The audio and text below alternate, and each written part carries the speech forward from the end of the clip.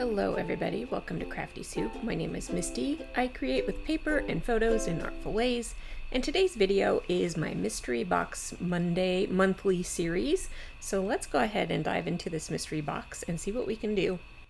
Alright, if you're new here, welcome. This is my mystery box. It was a warehouse box from a company that was going out of business, so it was jam-packed full for a really cheap price, but everything is a mystery, and so that's how you get a good deal. I reach into my box and I pull out 3 items and I have to put them to use on one project. Much like those cooking shows with their mystery baskets of ingredients, I have mystery crafty ingredients. So all right, I've pulled out 3 things, and this final thing we're going to open up and look at it a little bit more. It is a lettering kit from Ranger. There was a couple of videos back, I think, where we had another style of these lettering kits from Ranger.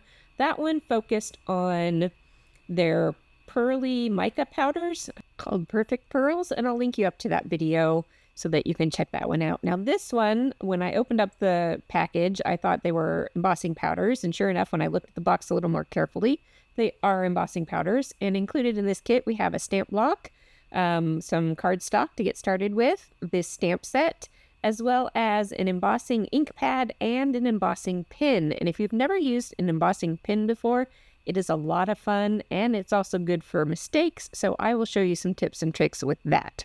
All right, I pulled out a 12 by 12 sheet of white cardstock, and I'm going to think about where I want to go with this project. So I decided to take this photo of a recent trip from my airplane. And the reason I picked that is because this stamp set reminded me of Peaches, which reminded me of Georgia, which reminded me of the East Coast, which was the trip I recently took. So I'm going to start this layout as kind of an opening page to that whole big trip.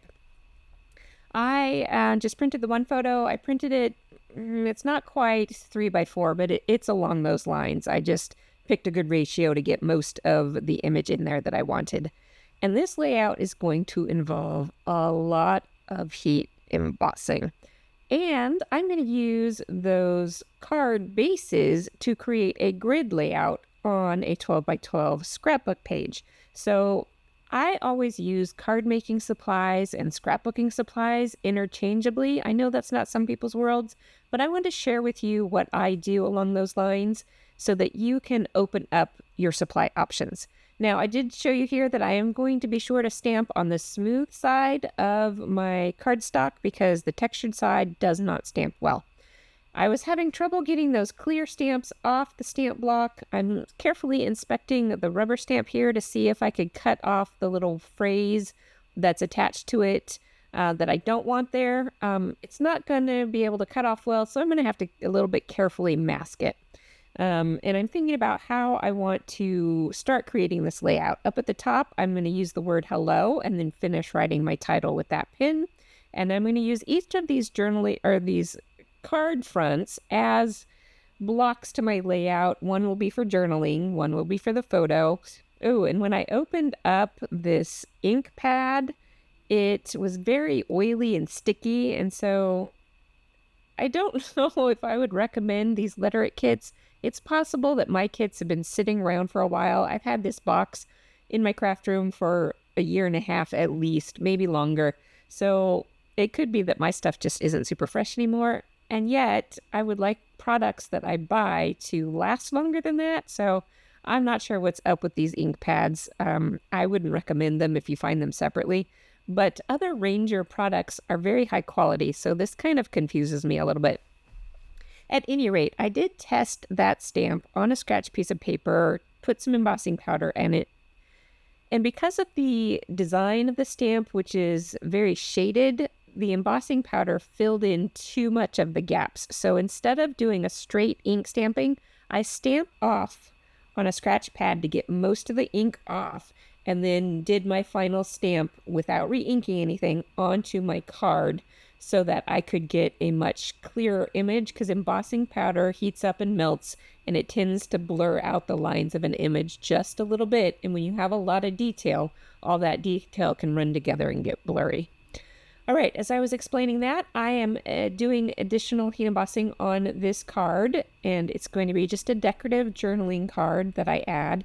I knew for sure that I wanted to stamp the word happy 3 times and probably do them in the 3 different colors of embossing powder. I started with the bottom one and the gold embossing because I knew for sure that's the one that I wanted first, and that came out very well. I'm using my grid mat to help me line up the stamp block to get even spacing in between my words to make sure they're kind of lined up over the top of each other. And here I am trying to count spaces on that grid mat so that the second one is there, and then I will do the same thing for the third one to get that alignment. And then I did the second one with that navy heat embossing, and here is where an embossing ink pen comes in handy.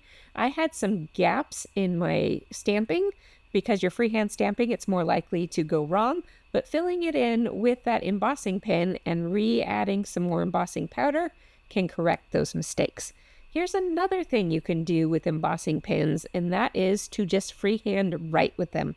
This is starting off the itinerary journaling of my trip, and so I'm going to do embossing with each kind of segment of travel of my trip. The rest I'll do with the white gel pen, just so that I keep the white color going throughout. So here I am doing kind of the headings for this journaling with that gold embossing powder. The rest I will copy over with a white gel pen. And I did all of this in pencil first so that I knew that it was good.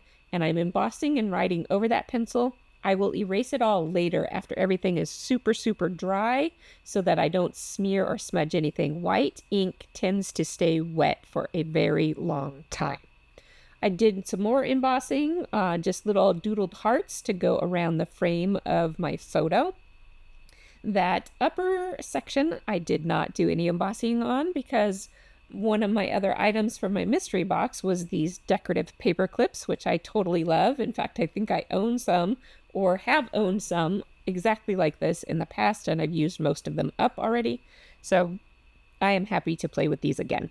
All right, I am picking 3 to be the focal down here for my photo, and I'm using some of that negative space in the photo to add this decoration. And let's see, what am I doing next? Oh, I am adding just a bit of a border to my actual journaling card. And this is another great thing for those embossing markers, is to do some doodling, and you'll see that come back a little bit more.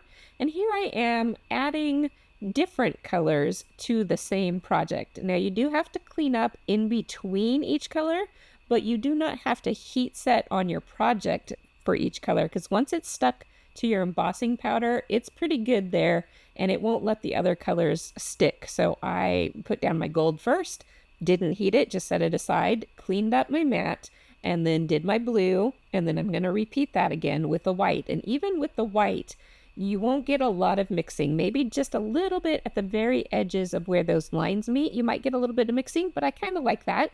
I am making sure this gets a good adhesion to that. I go ahead and heat set that, and then I'm moving on to other parts.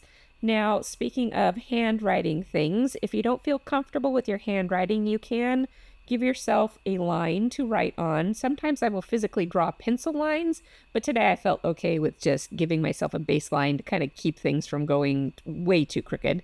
And then there we go. I've got my full title that says Hello East Coast. And I will add more doodling to this off camera so you don't have to see the repetition of how much heat embossing it took, because it was a lot. I took those paper clips and I really wanted them to go the opposite direction. So I just kind of disconnected the little flags and I moved them to the opposite end. This one did not work as well because then it made the little heart upside down. So I moved it to the inside of the paper clip and that worked a lot better. And I like getting a little bit of different look out of the same product. So don't be afraid to kind of alter your products to make them different so that you have a little bit more dynamic look to projects in the end. All right, and then once I get this final block on there, I did put it on some foam tape to let those paper clips sit off the page.